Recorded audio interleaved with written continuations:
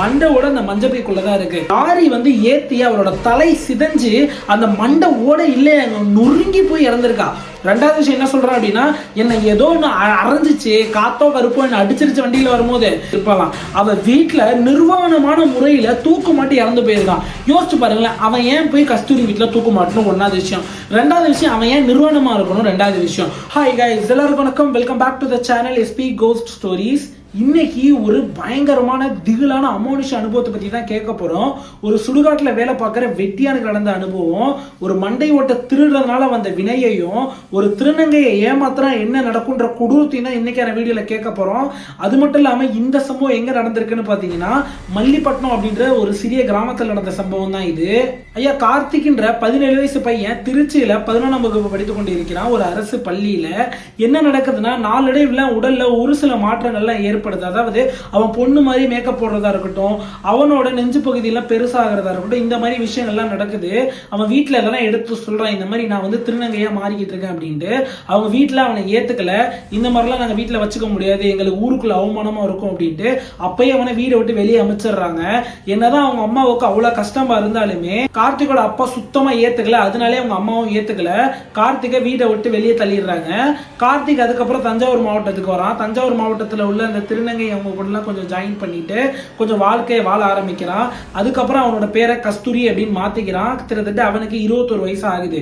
இந்த 21 வயசுல தான் ஒரு ஸ்விக்கி டெலிவரி பாயான சந்தோஷை மீட் பண்றான். சந்தோஷை மீட் பண்ணி சந்தோஷம் கஸ்தூரிக்கும் காதல் ஏற்பட்டுறது.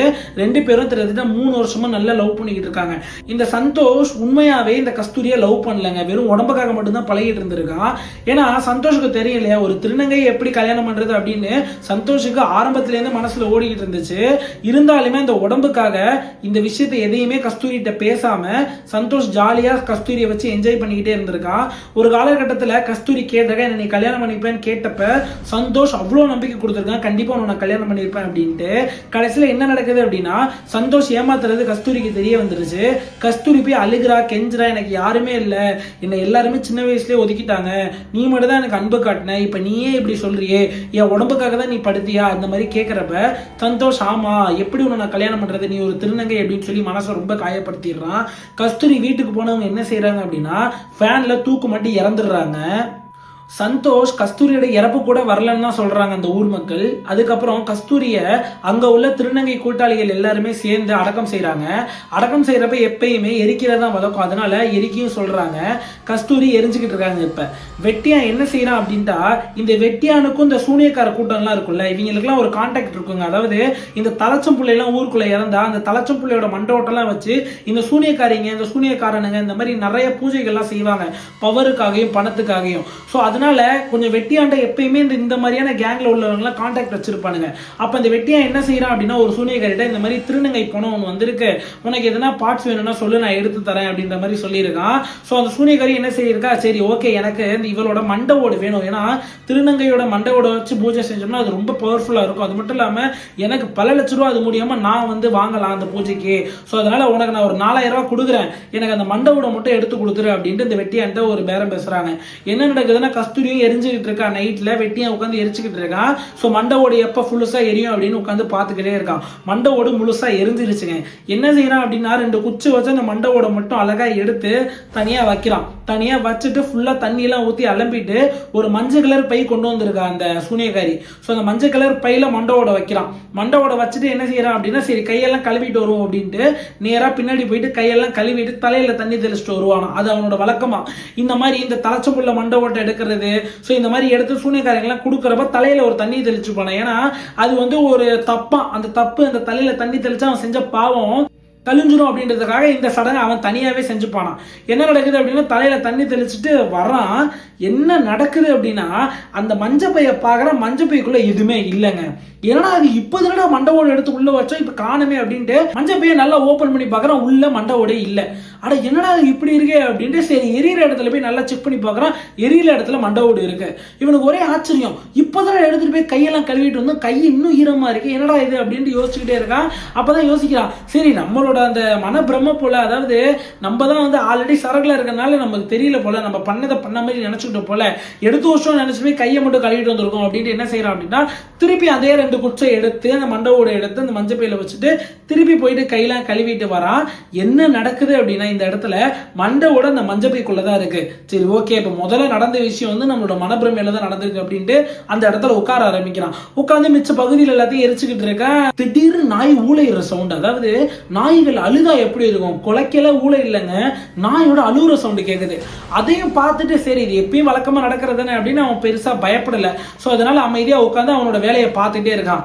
என்ன நடக்குது அப்படின்டா அப்படியே லைட்டா வாயில முணுமுணுக்கிற சவுண்ட், அதாவது அழுகிற சவுண்டு கேட்க ஆரம்பிக்குது. இந்த வாய்ஸ் ஆம்பளை வாய்ஸ் மாதிரி இல்ல, பொம்பளை வாய்ஸ் மாதிரி இல்ல. அப்பயே இவனுக்கு ஓரளவு லைட்டா பயம் வருது. அப்பயும் இந்த நாய் என்னதான் நினைக்கிறான் அந்த வெட்டியான் அப்படின்னா, எப்பயுமே நடக்கிறதானே, எப்ப இவன் போன எரிச்சாலுமே எதனா ஒரு அழுகுற சவுண்டு சுத்தி கேட்குமா. ஸோ அவனோட நம்பிக்கை என்ன அப்படின்னா, யார் போனத்தையாவது நம்ம எரிக்க போது அவங்களோட ஆத்மாவோ ஆவியோ சைட்ல நின்று பார்க்கும், அந்த பணம் எரியறதுனால அதெல்லாம் நினைச்சு ஃபீல் பண்ணி அழுவுங்க அப்படின்றத இவனோட நம்பிக்கை. சரி ஓகே, அந்த மாதிரி எதனா வந்து வேற யாருன்னா ஆத்மா வந்து இது பண்ணிக்கிட்டு இருக்கும், இல்லை திருநங்கையோட ஆத்மா வந்து அழுதுட்டு இருக்கும் போல அப்படின்னு நினைச்சுக்கிட்டு விட்டுறான். என்ன நடக்குதுன்னா நேரம் ஆக ஆக அந்த அழுகிற சவுண்டு அப்படியே கத்துற சவுண்டா மாறுது. அந்த கத்துற சவுண்டு இவனை கெட்ட வார்த்தையில நிறைய திட்டுற சவுண்டு மாதிரி வருது. கண்ணா பின்னாடி திட்டுற மாதிரி சவுண்டு கேட்குது. அதாவது கெட்ட வார்த்தை பேசினா எப்படி இருக்கும் அந்த மாதிரி பயங்கர சவுண்டு கேட்குது. ஏன்னா இது வரையும் நம்ம வாழ்க்கையில் இந்த மாதிரி நடந்ததுலேயே திட்டத்தட்ட நம்மளுக்கு 45 வயசு ஆயிடுச்சு, திட்டத்தட்ட 20 வருஷமா இந்த தொழில இருக்கும், இந்த மாதிரி ஒரு சத்தத்தை கேட்கறது இல்லைன்ட்டு 2 சைடு திரும்பி திரும்பி பார்த்துட்டு இருக்கான்.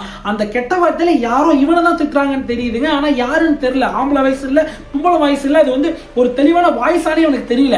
சரி சும்மா நம்மளாம் நினைச்சுக்கிட்டு இருக்கோமா, அந்த சவுண்டு தான் கேட்குதானே தெரியலையா. என்ன நடக்குது அப்படின்னா அப்பயே அவனை தன்னைத்தானே சமாதானப்படுத்திக்கிட்டு சரி இது நம்மளாம் நினைக்கிற வாய்ஸ் தான், சுத்திலாம் எதுவும் கேட்கல அப்படின்னு நினைச்சுக்கிட்டு என்ன செய்யறான் அப்படின்னா பாட்டு பாட ஆரம்பிக்கிறான். இவன் பாட்டு பாடுறப்ப என்ன நடக்குது அப்படின்னா சுத்தி கைத்தட்டுற சவுண்டு கேட்குது. இப்படி தட்டினா எப்படி இருக்கும், இதே மாதிரி சவுண்டு கேட்க ஆரம்பிக்குது. அப்பதாங்க உண்மையாவே பயப்படுறான். இதுவரையும் நம்ம கேட்ட வாய்ஸ் உண்மைதான், நம்ம மனப்பிரமை கிடையாது, இந்த திருநங்கையோட ஆத்மா தான் வந்து நம்மள தான் திட்டிக்கிட்டு இருக்கு அப்படின்னு யோசிக்கிறான். யோசிச்சுட்டு அமைதியா மனசுல இவனோட இஷ்ட தேவதையை வேண்டிட்டு உட்கார்ந்து இருக்கான். ஆனா சுத்தி கைத்தட்டுற சவுண்ட் அதிகமாயிட்டே இருக்கு. அதிகமானது மட்டும் இல்லாம ரொம்ப பயந்துடுறான். ரொம்ப பயந்துட்டு சரி அந்த மஞ்சள் பையை எடுத்துட்டு போய் அந்த சூனியக்காரிட்ட கொடுத்து பணத்தை வாங்கிடுவான், தேவையில்லாத வேலை இது அப்படின்னு என்ன பண்றான், மஞ்சள் பையை திரும்பி மஞ்சள் பையை எடுக்க பார்க்கறான். மஞ்சள் பையில எதுவுமே இல்லைங்க. திருப்பி எட்டி போயிட்டு அந்த மேடையில பாக்குறான், அந்த மண்டை ஓடு அங்கேயே தான் இருக்கு. பயங்கரமா ஓடுறான் கத்திட்டு. சரி நம்ம சூனியக்காரிட்ட போயிடும், அவள்கிட்ட போய் நடந்ததெல்லாம் சொல்லிடலாம் அப்படின்ட்டு அந்த சூனியக்காரிட்ட போயிட்டு நடந்த விஷயத்தெல்லாம் சொல்றான். ஏத்தா நீ இந்த மாதிரி பூஜைக்கு பொருள் கேட்ட நானே எடுத்து வைக்கிறப்ப எடுத்து வச்சா திருப்பி திருப்பி வந்து புனமேடையிலே போயிருது, அது என்னன்னு தெரியல, அந்த ஆத்மா வந்து அந்த இடத்துல அழுவுது, கை தட்டி அழுவுது, அதனால பயமா இருக்கு, நீ வந்தேன்னா நீ கையோட எடுத்துட்டு வந்துடுவ, என்னால கொண்டு வந்து கொடுக்க முடியாது, இல்லைன்னா விட்டுரு அப்படின்ற மாதிரி பேசுறான். அவனும் என்ன செய்யறான், இந்த சான்ஸை விட்டா நம்மளுக்கு திருப்பி கிடைக்காதுன்னா திருநங்கை இனிமேல் எப்ப இறப்பாங்கன்னு தெரியாது, அவங்க அதுவும் இவ இருக்க ஊர்லயே இறந்துருக்காங்க, அதனால இவளுக்கு கொஞ்சம் ஈஸியில இந்த மண்டவோட கலெக்ட் பண்றது, அதனால என்ன செய்யறான் அந்த சான்ஸை விட்டுறக்கூடாது அப்படின்னு சூனியக்காரியும் இந்த வெட்டியான 2 பேருமே அந்த சுடுகாட்டுக்கு போறாங்க. சுடுகாட்டுக்கு போயிட்டு அதே மாதிரியே பணம் எரிஞ்சுக்கிட்டு இருக்கு, மண்டவோடு ஃபுல்லா எரிஞ்சு முடிச்சிருச்சு. என்ன செய்யறாங்க அப்படின்னா சரி இந்த மண்டவோட லைட்டா எடுத்து சூனியக்காரி என்ன பண்றா பையில வைக்கிறா. பையில வைக்கிறப்ப அந்த சூனியக்காரி வரும்போதே ஏதோ மந்திரம் ஓய்த்துட்டு தான் வரான், அதனால எந்த ஒரு சவுண்டு எதுவுமே நடக்கலைங்க. அதுக்கப்புறம் என்ன நடந்துச்சுன்னு கேட்டதான் அதிசயமாவும் ஆச்சரியமாவும் பயங்கரமாவும் இருக்குன்னே சொல்லலாம். சூனியக்காரி அந்த மஞ்சப்பையில மண்டவோட வச்சுட்டு கொடுக்குற காசு அந்த வெட்டியான கொடுத்துட்டு அவ கிளம்பிட்டாங்க. அதாவது என்ன நடக்குதுன்னா கரெக்டா 4 நாளுங்க, 4 நாள் எந்த பிரச்சனையும் இல்லைங்க, நல்லபடியா போயிட்டு இருக்கு. இந்த கஸ்தூரி இறந்து 4வது நாள் என்ன நடக்குது அப்படின்னா அதே ஊர்ல 2 பேரும் மர்மமான முறையில இறக்குறாங்க. யார் அந்த 2 பேர்னா இந்த மண்டவோட எடுத்துட்டு போன சூனியக்காரி இறக்குறா, அந்த சந்தோஷ் இந்த கஸ்தூரியை ஏமாத்தினான 3 வருஷம் காதலிச்சு கல்யாணம் பண்றானு 2 பேருமே இறந்துருக்காங்க. 2 பேருமே மர்மமான முறையில் இறந்துருக்காங்க. அதுவும் இந்த வெட்டியா நல்லபடியா தான் இருக்கான், வெட்டியானுக்கு எந்த ஒரு ஆபத்துமே ஆகல. இந்த சூனியக்காரி எப்படி இறந்திருக்கா அப்படின்னு பாத்தீங்கன்னா ஆக்சிடென்ட்ல இறந்திருக்கா. அதுவும் அந்த ஆக்சிடென்ட்ல அவ இறந்திருக்க பொசிஷனும் அவ எப்படி இறந்தான்னு கேட்டாதான் மனசு ரொம்ப கஷ்டமா இருக்கும். அதாவது ரோட்ல ஏதோ நடந்து போயிட்டு இருக்க அப்ப ஒரு லாரி வந்து ஏத்தி அவளோட தலை சிதைஞ்சு அந்த மண்டை ஓட இல்லையே நொறுங்கி போய் இறந்திருக்கா. சுத்தமாவே அவன் முகம் செதஞ்சிருச்சு. யோசிச்சு பாருங்க, திருநங்கையோட மண்டவோட எடுத்து பூஜை பண்ணணும்ட்டு போய் இப்ப அவ மண்டை செதஞ்சே அவ இறந்துட்டான். முக்கியமான விஷயம், லாரி டிரைவரை பிடிச்சி அடிச்சு கேட்கறாங்க, என்னடா சரக்கு போட்டு வந்து இந்த மாதிரி பண்ணிட்டியா அப்படின்னு கேட்கிறப்ப லாரி டிரைவர் தெளிவான முறையில் இருந்திருக்கா, சரக்கு எதுவுமே இல்லைங்க. முக்கியமான விஷயம், இந்த லாரியில பேக் ஃபெயிலியர் ஒண்ணு. ரெண்டாவது விஷயம் என்ன சொல்றான் அப்படின்னா, என்ன ஏதோ ஒன்று அரைஞ்சிச்சு, காத்தோ கருப்போ என்ன அடிச்சிருச்சு வண்டியில வரும்போது, எனக்கு ஒண்ணுமே தெரியல, பிரேக்கும் பிடிக்கல, நான் கால் அழுத்தினேன் பிரேக் பிடிக்காம அந்த அம்மாவை குறுக்க ஓடியாந்துட்டாங்க அப்படின்ற மாதிரி சொல்றான். அதுவும் அந்த லாரி டிரைவர் என்ன சொல்றான் அப்படின்னா, அந்த அம்மா தாங்க குறுக்க வந்தாங்க, அதாவது நான் லாரியில பிரேக் பிடிக்கல உண்மைதாங்க, என்ன ஏதோ அடிச்சிச்சு, நான் கண்ட்ரோல் இழந்துட்டேன், ரெண்டும் உண்மைதான்.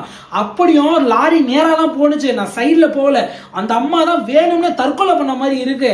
அது மட்டும் இல்லாம அந்த சூனியக்காரி கொஞ்ச நாளாவே ஒரு மாதிரி விசித்திரமா நடந்துகிட்டாலாம். அந்த சூனியக்காரியோட சுத்துப்பத்து உள்ளவங்க சொல்றாங்க, அவளோட குரல் ஒரு மாதிரி ஆம்பளை குரல் மாதிரி இருந்துச்சு. அவ ஒரு பொண்ணு தாங்க, பொம்பளை சூனியக்காரி தான். அதாவது இந்த மற்றவங்களுக்கு எல்லாம் காசு வாங்கிட்டு பூஜை பண்றேன் அது இது பண்ணுவாங்களே, அந்த மாதிரியே நாளாவே அவரோட வாய்ஸ் கொஞ்ச நாளாவே ஆம்பளை வாய்ஸ் மாதிரி சேஞ்ச் ஆனிச்சான். இது ஒன் ஆஃப் த விஷயம். ரெண்டாவது விஷயம், அந்த சந்தோஷ் எப்படி தெரியுமா இருந்திருக்கான், இந்த கஸ்தூரி வீடு இருக்குல்ல, அதாவது சின்ன ஷெட்டு தானாங்க, அந்த ஷெட்ல தான் கஸ்தூரி இருப்பாளாம். அவ வீட்டுல நிர்வாணமான முறையில தூக்கு மாட்டி இறந்து போயிருக்கான். யோசிச்சு பாருங்களேன், அவன் ஏன் போய் கஸ்தூரி வீட்டுல தூக்கு மாட்டணும், ஒன்னாவது விஷயம். ரெண்டாவது விஷயம், அவன் ஏன் நிர்வாணமா இருக்கணும், ரெண்டாவது விஷயம். மூணாவது விஷயம், இந்த சந்தோஷோட வாய்ஸுமே கிட்டத்தட்ட பொண்ணு வாய்ஸ் மாதிரி இருந்துச்சா 2-3 நாளாவே. அந்த சந்தோஷோட ஃப்ரெண்ட்ஸ் எல்லாம் சொல்லியிருக்காங்க, கலாய்ச்சும் இருக்காங்க, என்னன்னா வாய்ஸ் இப்படி ஆயிடுச்சு அப்படின்ட்டு. அதுக்கு அவன் சொல்லியிருக்கான் தொண்டை சரியில்லை அப்படின்ட்டு. இதெல்லாம் எப்படி நடக்கும், இதெல்லாம் எந்த ஒரு கோஇன்சிடென்ஸுமே இல்லை. கதையை கேட்கறப்பே தெரிஞ்சு போச்சு இதெல்லாம் யார் பழி வாங்கினா அப்படின்றது. இந்த கதையை நமக்கு சொன்னது யாரு அப்படின்னா பிரேம் அப்படின்றவரு. பிரேமோட தாத்தா தான் இதுல உள்ள வெட்டியா. இந்த மாதிரி சுவாரஸ்யமான அமானுஷமான பேய் கதைகளை கேட்கறதுக்கு நம்ம சேனல் லைக் பண்ணி சப்ஸ்கிரைப் பண்ணிக்க. நன்றி, வணக்கம்.